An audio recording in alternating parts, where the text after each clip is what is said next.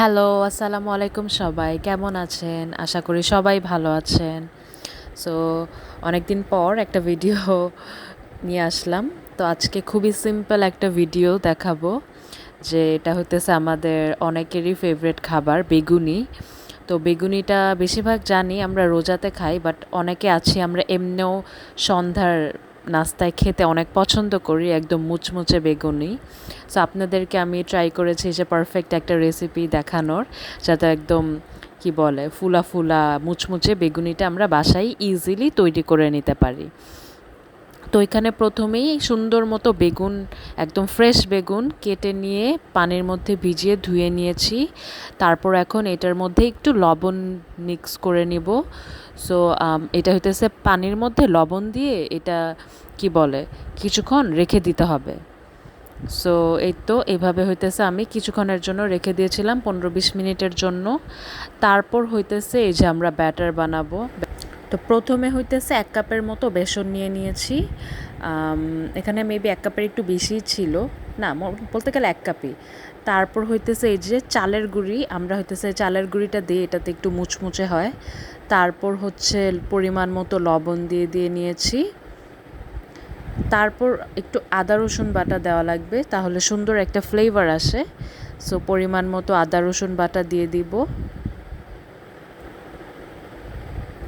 আদা রসুন দেওয়ার পর হইতেছে হলুদের গুঁড়াটা দিতে হবে, তাহলে সুন্দর কালারটা আসে। তারপর মরিচের গুঁড়া, আপনারা যতটুকু ঝাল খান অতটুকু অনুযায়ী মরিচের গুঁড়া দিয়ে নেবেন।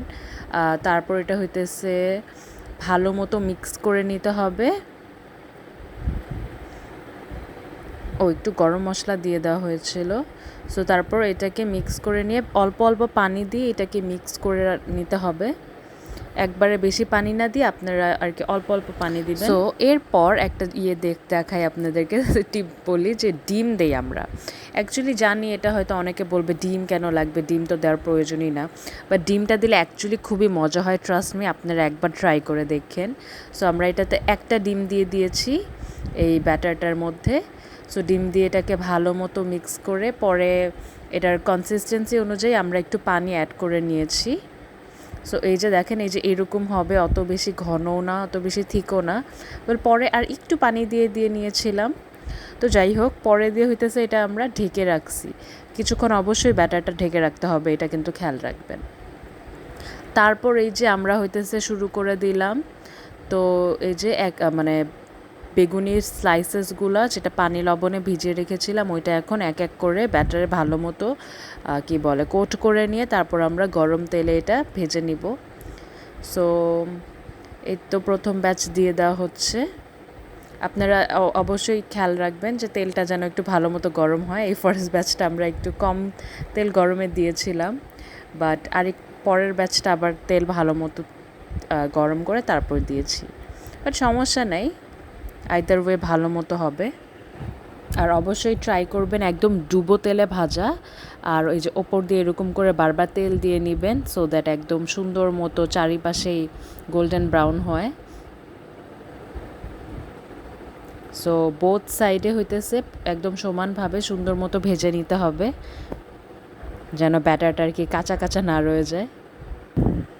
সো এই যে পরে আরেক ব্যাচ করে ফেললাম, মানে অল্প অল্প করে, একবার একসাথে বেশি দিলে তেলে কেমন জানি হয়ে যায়।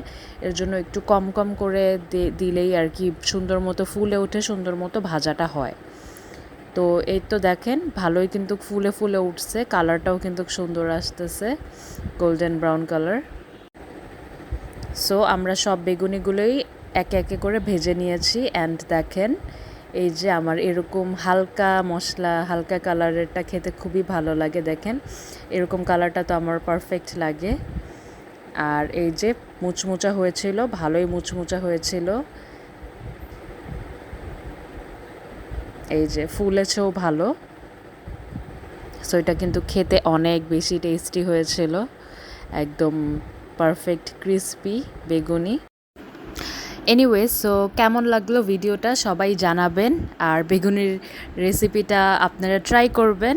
অ্যান্ড আপনারাও বাসায় আসলে কীরকমভাবে বানান, কীভাবে করলে পারফেক্ট হয় সেটার টিপস কমেন্টে অবশ্যই দিবেন, তাহলে আমরাও ওইটা ট্রাই করে দেখব। সো এই তো সবাই ভালো থাকবেন, সুস্থ থাকবেন, অ্যান্ড আল্লাহ হাফেজ। অ্যান্ড অবশ্যই চ্যানেলটি সাবস্ক্রাইব করবেন, লাইক করবেন, কমেন্ট করবেন, অ্যান্ড সাথে থাকবেন। Tata, bye bye.